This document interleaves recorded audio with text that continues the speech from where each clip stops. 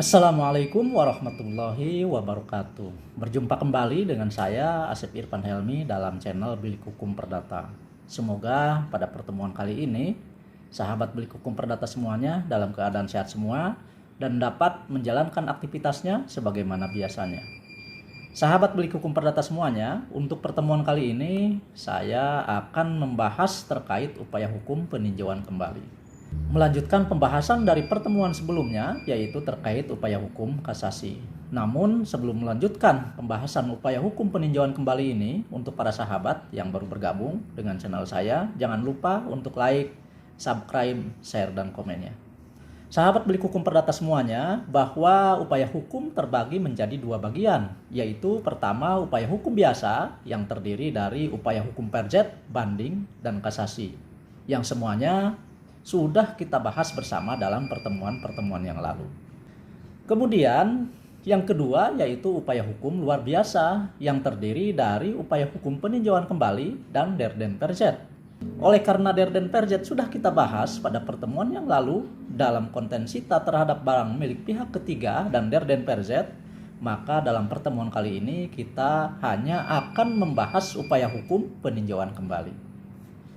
Sahabat Bilik Hukum Perdata semuanya, upaya hukum peninjauan kembali diatur di dalam pasal 34, pasal 66 sampai dengan pasal 75 Undang-Undang Nomor 14 Tahun 1985 tentang Mahkamah Agung yang telah dirubah terakhir kali dengan Undang-Undang Nomor 3 Tahun 2009. Kemudian diatur juga di dalam SEMA nomor 8 tahun 2011 tentang perkara yang tidak memenuhi syarat kasasi dan PK. Upaya hukum peninjauan kembali yaitu upaya hukum yang diajukan oleh para pihak kepada Mahkamah Agung atas putusan pengadilan yang telah berkekuatan hukum tetap. Di dalam pembahasan kali ini kita akan membaginya ke dalam 3 tahap. Yang pertama yaitu tahap pembahasan terkait ketentuan-ketentuan peninjauan kembali. Kemudian tahap yang kedua yaitu proses pengajuan permohonan peninjauan kembali. Kemudian tahap yang ketiga yaitu teknik penyelesaian perkara peninjauan kembali. Untuk pembahasan tahap pertama, bahwa sebelum kita mengajukan permohonan peninjauan kembali, tentunya kita terlebih dahulu harus mengetahui 3 ketentuan yang harus kita patuhi. Ketentuan yang pertama yaitu bahwa kita harus memastikan terlebih dahulu bahwa putusan pengadilan yang akan diajukan peninjauan kembali itu telah berkekuatan hukum tetap. Kemudian ketentuan yang kedua bahwa permohonan peninjauan kembali harus didasarkan kepada salah satu dari beberapa alasan yang telah ditetapkan di dalam pasal 67 Undang-Undang Nomor 14 Tahun 1985 tentang Mahkamah Agung. Yaitu yang pertama, permohonan peninjauan kembali didasarkan apabila putusan didasarkan pada suatu kebohongan atau tipu muslihat pihak lawan yang diketahui setelah perkaranya diputus, atau didasarkan pada bukti-bukti yang kemudian oleh hakim pidana dinyatakan palsu. Kemudian yang kedua, permohonan peninjauan kembali didasarkan apabila setelah perkara diputus ditemukan surat bukti-bukti yang bersifat menentukan yang pada waktu perkara sedang diperiksa tidak dapat ditemukan, atau bukti tersebut dinamakan juga dengan nopung. Kemudian yang ketiga, permohonan peninjauan kembali didasarkan apabila telah dikabulkan suatu hal yang tidak dituntut atau lebih daripada yang dituntut. Kemudian yang keempat, yaitu permohonan peninjauan kembali didasarkan apabila mengenai suatu bagian dari tuntutan belum diputus tanpa dipertimbangkan sebab-sebabnya. Kemudian yang kelima, permohonan peninjauan kembali didasarkan apabila antara pihak-pihak yang sama mengenai suatu soal yang sama, atas dasar yang sama, oleh pengadilan yang sama, atau pengadilan yang sama tingkatnya telah diberikan putusan yang bertentangan satu dengan yang lainnya. Kemudian yang keenam, permohonan peninjauan kembali didasarkan apabila dalam suatu putusan terdapat suatu kekhilafan hakim atau suatu kekeliruan yang nyata. Kemudian ketentuan yang ketiga terkait tenggang waktu pengajuan peninjauan kembali, yaitu bahwa tenggang waktu peninjauan kembali diajukan paling lama 180 hari yang disesuaikan dengan dasar alasan-alasan diajukannya peninjauan kembali, yaitu pertama, jika peninjauan kembali didasarkan pada alasan bahwa putusan yang dijatuhkan didasarkan pada suatu kebohongan atau tipu muslihat pihak lawan yang diketahui setelah perkaranya diputus, maka permohonan peninjauan kembali dapat diajukan paling lama 180 hari terhitung sejak kebohongan atau tipu muslihat itu diketahui. Dan jika peninjauan kembali itu didasarkan pada bukti-bukti yang dijadikan dasar putusan itu, kemudian oleh hakim pidana dinyatakan bahwa bukti-bukti itu adalah palsu, maka permohonan peninjauan kembali dapat diajukan dalam tenggang waktu 180 hari terhitung sejak putusan pidana itu berkekuatan hukum tetap. Kedua, jika permohonan peninjauan kembali itu didasarkan pada alasan ditemukan surat-surat bukti baru atau nopum yang bersifat menentukan setelah perkara diputus, yang pada waktu perkara diperiksa tidak dapat ditemukan, maka permohonan peninjauan kembali dapat diajukan dalam tenggang waktu 180 hari terhitung sejak bukti baru itu ditemukan. Kemudian yang ketiga, jika permohonan peninjauan kembali itu didasarkan pada alasan hakim telah mengabulkan suatu hal yang tidak dituntut atau lebih daripada yang dituntut, maka permohonan peninjauan kembalinya dapat diajukan dalam tenggang waktu 180 hari terhitung sejak putusan itu telah berkekuatan hukum tetap dan telah diberitahukan kepada para pihak.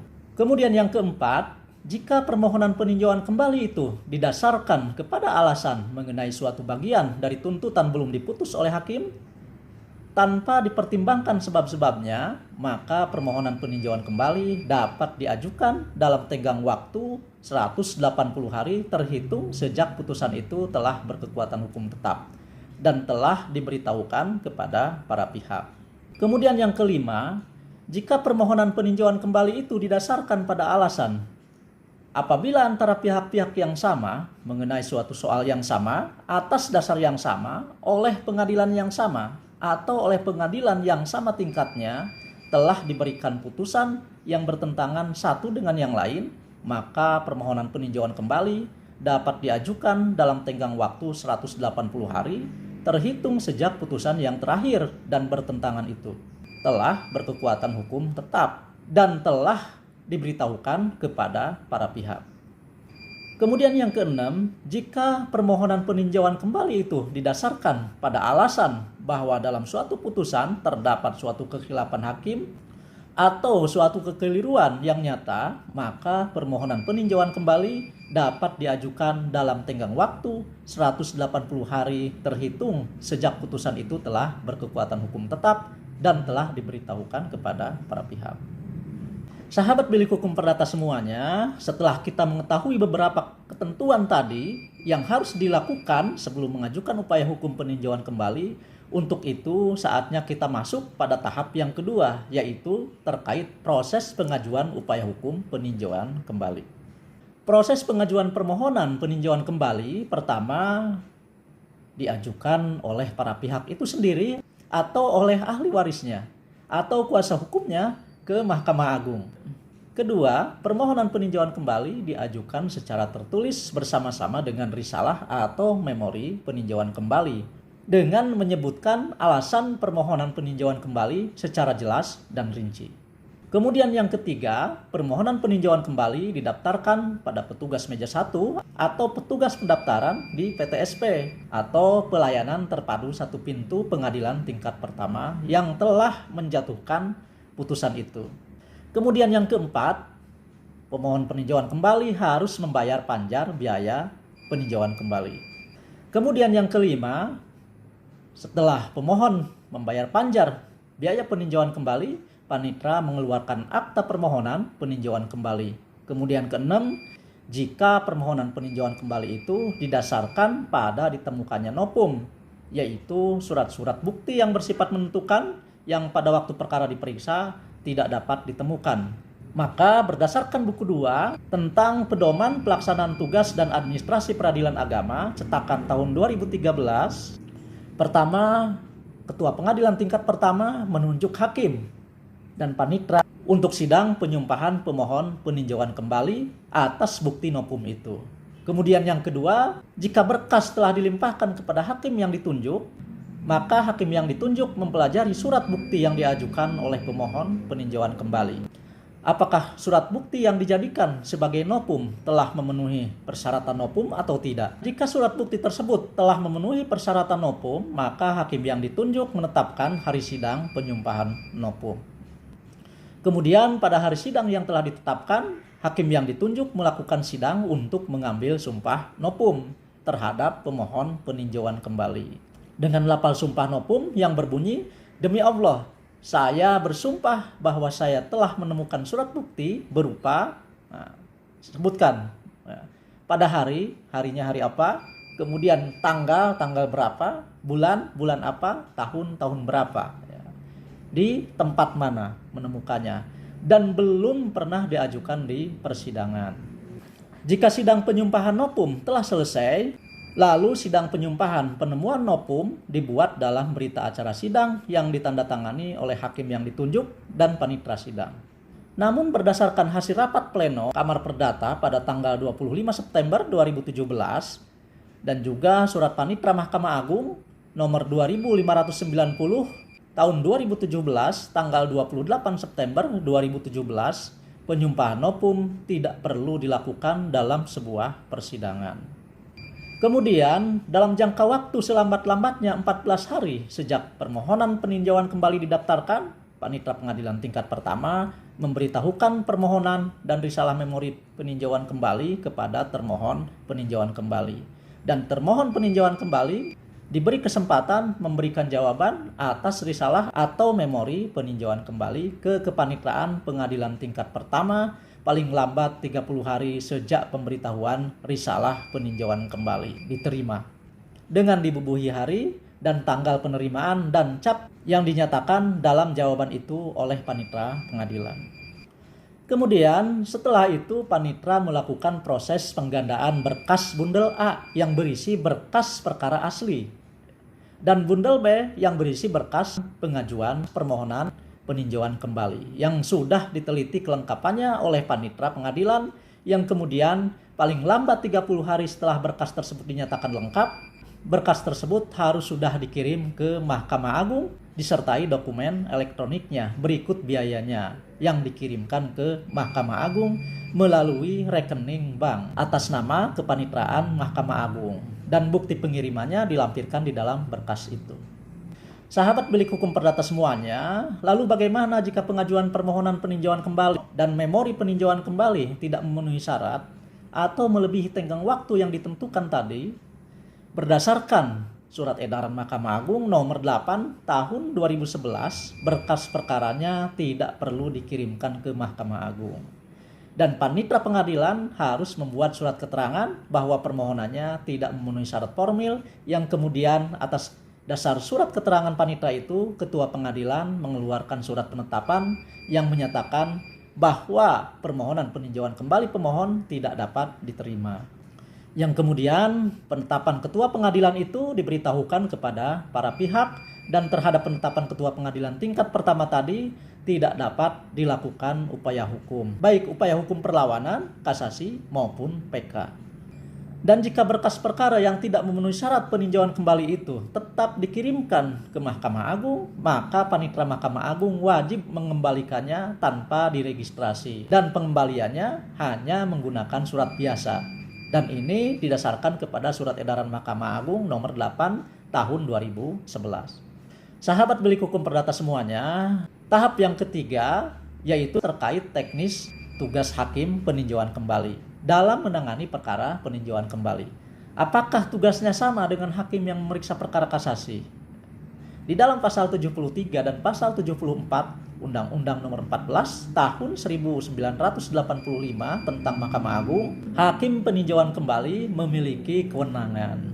Pertama, hakim peninjauan kembali berwenang memerintahkan pengadilan tingkat pertama atau tingkat banding yang memeriksa perkara untuk mengadakan pemeriksaan tambahan, atau meminta segala keterangan serta pertimbangan dari pengadilan tingkat pertama atau tingkat banding, dan segera setelah itu mengirimkannya berita acara pemeriksaan tambahan itu serta pertimbangan sebagaimana dimaksud ke Mahkamah Agung.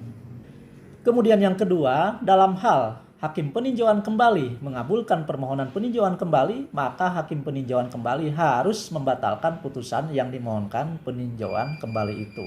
Dan selanjutnya, hakim peninjauan kembali memeriksa serta memutus sendiri perkaranya. Ketiga, dalam hal hakim peninjauan kembali itu beralasan bahwa permohonan peninjauan kembali itu tidak beralasan, maka hakim peninjauan kembali harus menolak permohonan peninjauan kembali. Sahabat bilik hukum perdata semuanya, perlu kita ketahui bersama bahwa permohonan peninjauan kembali tidak menangguhkan atau menghentikan pelaksanaan eksekusi pengadilan. Permohonan peninjauan kembali dapat dicabut kembali selama perkara peninjauan kembali belum diputuskan, tetapi tidak dapat diajukan lagi. Jika permohonan peninjauan kembali telah diputus oleh hakim peninjauan kembali, maka tidak dapat diajukan peninjauan kembali lagi. Dan putusan peninjauan kembali langsung final dan berkekuatan hukum tetap.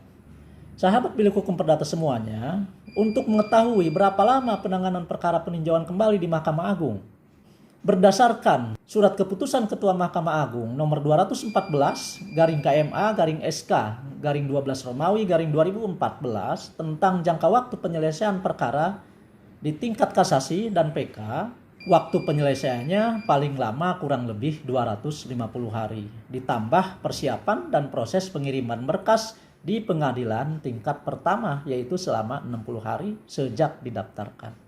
Itu artinya sama dengan jangka waktu penanganan perkara kasasi. Dan nanti jika perkaranya sudah diputuskan oleh Mahkamah Agung, putusan dan berkasnya itu akan dikirimkan ke pengadilan tingkat pertama yang memutus perkara itu.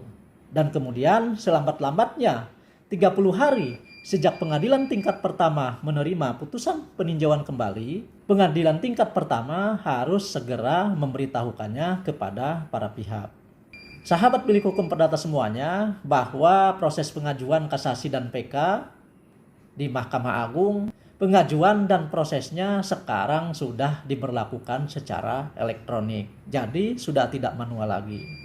Ini didasarkan kepada Peraturan Mahkamah Agung nomor 6 tahun 2022 tentang kasasi dan peninjauan kembali secara elektronik. Nah, untuk para sahabat bilik hukum perdata semuanya yang ingin mengetahui informasi lebih jauh terkait proses perkara di Mahkamah Agung, sahabat bilik hukum perdata semuanya bisa membukanya di kepanitraan.mahkamaagung.go.id.